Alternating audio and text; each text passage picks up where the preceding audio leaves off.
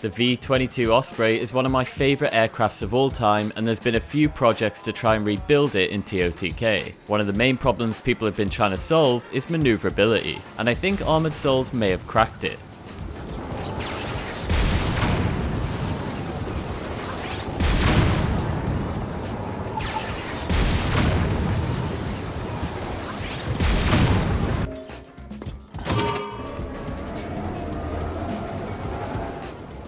He was kind enough to include a parts list which I'll show on screen now. The most impressive part about this build is the engine, which I'll talk about in a second.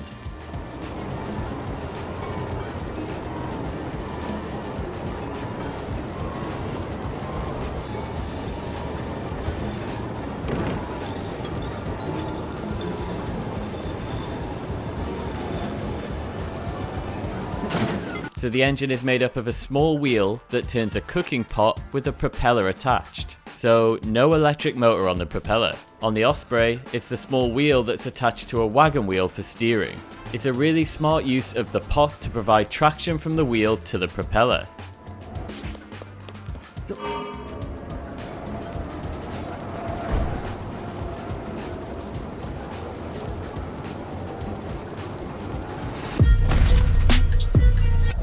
Hi, my name is Dom and welcome back to Top Gaming Plays. Don't forget to drop a like if you enjoyed today's video and submit your clips using the link in the description. But let's get into it.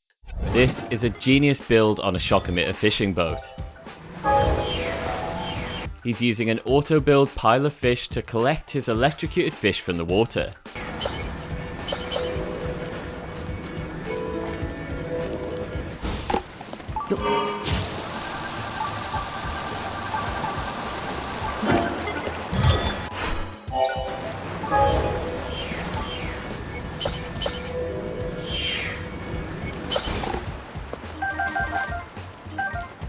So we've seen a lot of robots that can walk, but what about robots that could punch?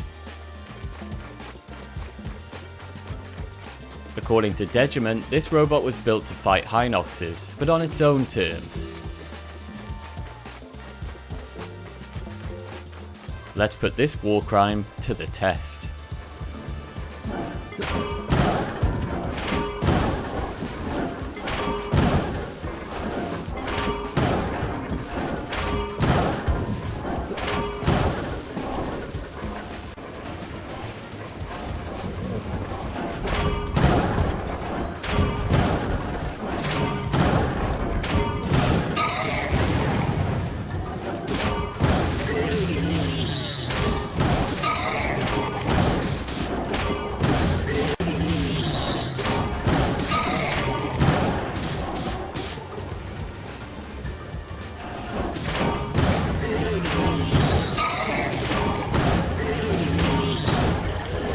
Time for the prestigious Build of the Day award.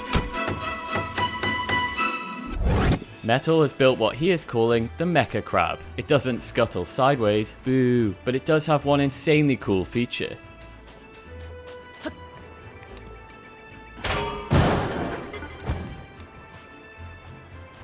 Side note, I love how the cartwheels genuinely look like beady crab eyes. Nice touch. So onto that insane feature that I talked about. The claws on the front of the crab actually open and shut using springs activated by a steering stick. That means you can lock your enemies inside the vehicle while you electrocute them. You can even drive them out to sea.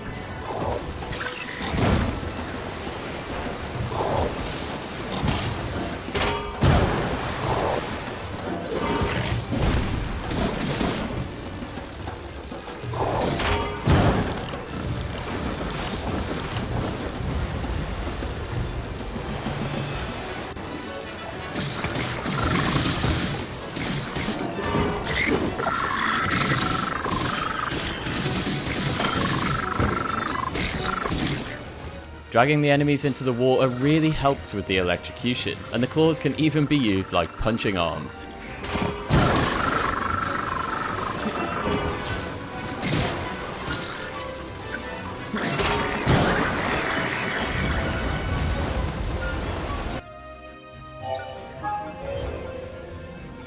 It only costs 63 Zonite to auto build, which is fairly reasonable given its effectiveness.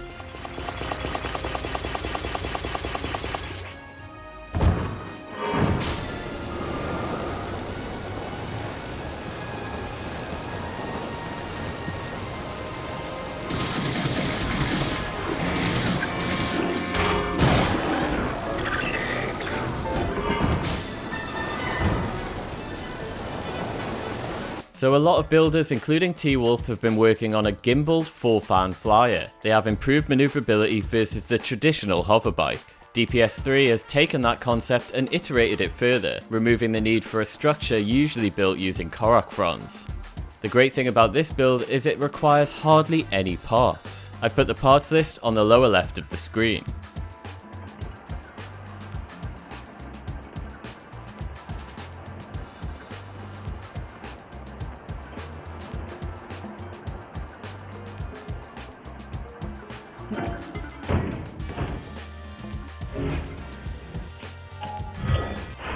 DPS3 was also kind enough to provide some angles of the build to help with your initial build.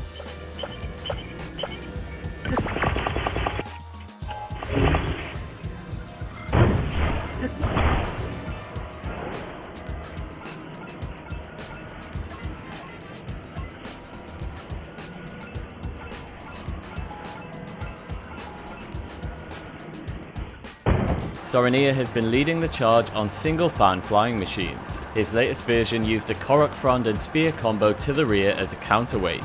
El Grand Revelation has some rather fishy ideas of his own to improve the design. The fan sits above Link and 3 fish form the counterweight. I love this comment on Reddit by Raven Sun Thief who says, "Nice design, I don't trust it." Sums up my feelings perfectly.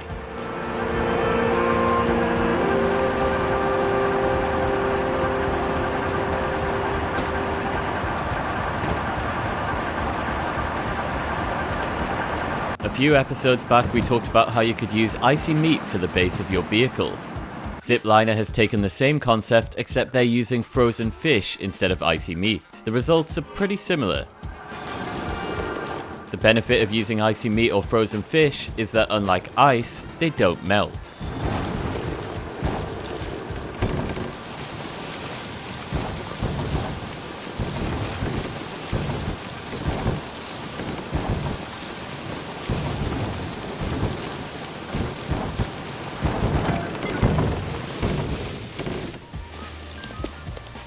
It's just a crush, I promise.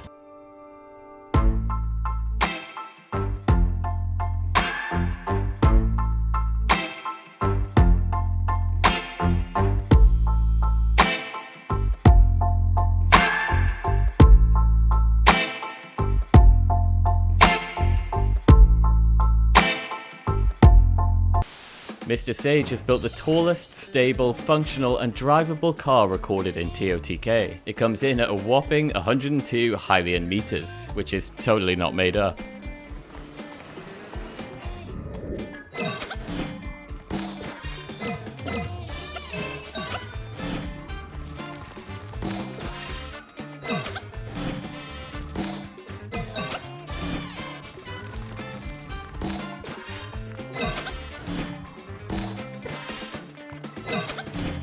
The first use case for this special vehicle is faraway torture. You can throw bomb flowers undetected from the top.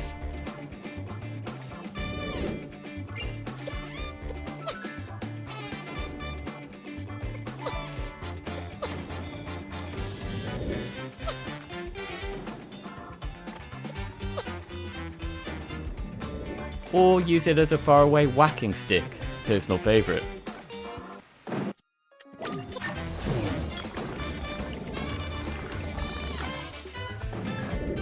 Use case 2, sightseeing, because where else are you going to get a better view of Hyrule?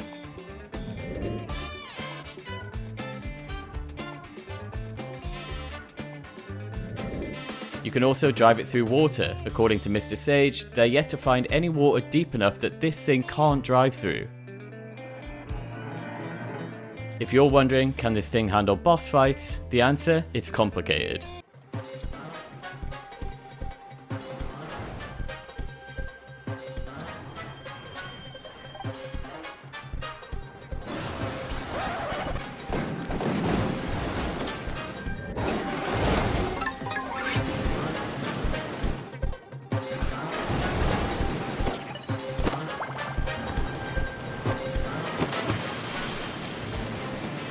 There's just one major drawback, it's made of steel.